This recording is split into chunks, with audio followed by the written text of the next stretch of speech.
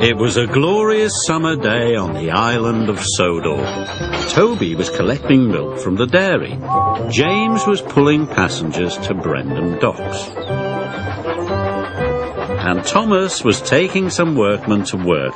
They were building a new station. Every day Thomas had to take the workmen there and bring them home again. "I can't wait for the grand opening," he told Annie and Clarabel excitedly. "There's going to be flags and a big band."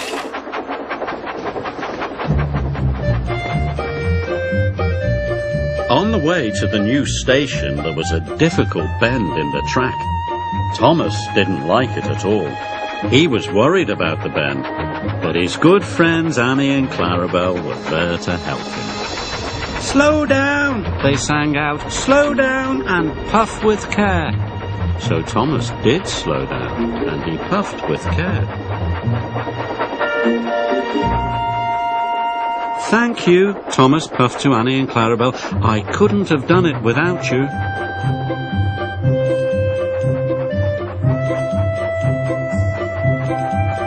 Thomas arrived safely at the station. The Fat Controller was waiting for him. "Today, Annie and Clarabel are to go for their refit," he told Thomas. "You must take them to the workshops straight away." "But how will I take the workmen home?" asked Thomas. "You can use ordinary coaches instead," said the Fat Controller. "Yes, sir," said Thomas, and he puffed away to the workshop.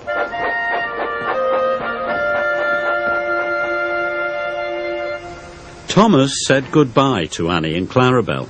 He was sad. "I don't know how I'll manage the difficult bend without you," he told his friends.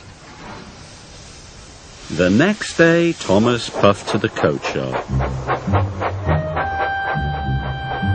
He was still thinking about the difficult bend. Thomas went too fast and gave the coaches a mighty biff. The carriages rolled along the line and bumped into James.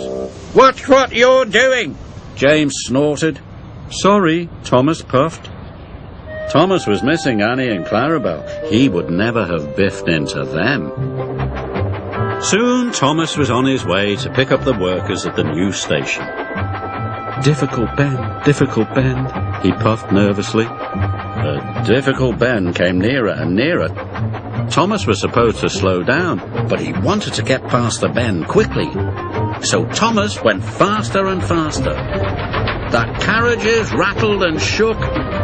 Soon be over, Thomas said to himself. And it soon was.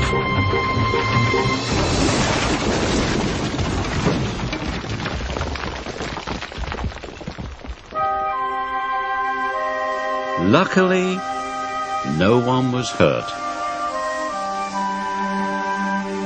But Thomas felt sadder than ever.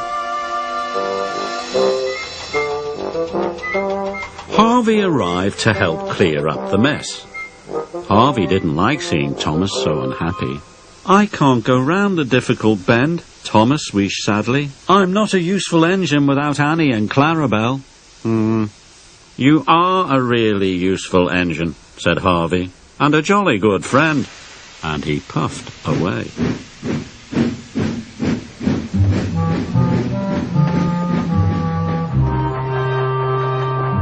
Thomas trundled slowly back to Tidmouth Sheds. He was very sad. He wanted to be back with Annie and Clarabel. Suddenly, Thomas saw a line of troublesome trucks rushing towards him. They had come uncoupled from Edward. "Cinders and ashes," cried Thomas. "The trucks are heading for the new station. I must warn the station master." So he raced after them.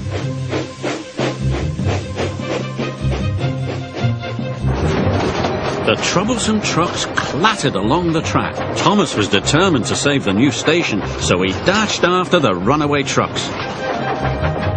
Thomas went faster and faster. He raced past the trucks, but he was nearly at the difficult bend.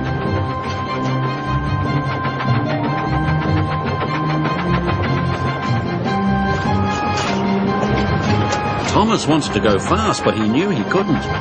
"Slow down," said Thomas to himself. "Slow down and puff with care." Thomas applied his brakes. He slowed down and puffed very carefully.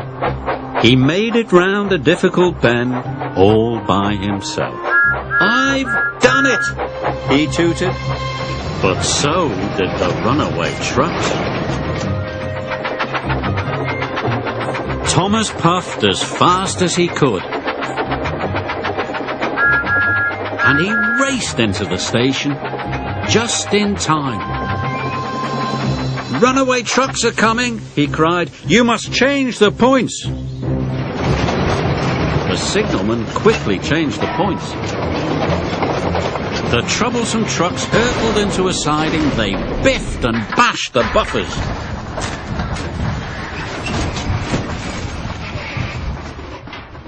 But the station was safe. The next day, Thomas was back with Annie and Clarabelle. They were going to the grand opening of the new station. They chuffed along happily together, and when they came to the difficult bend, Thomas slowed down and puffed with care. The difficult bend wasn't difficult anymore. The grand opening was a great success, and the new station looked wonderful. The fat controller came to see Thomas. "You have shaved my new station," he said. "You are a very brave and useful engine." "Thank you, sir," said Thomas. He was so proud it made his firebox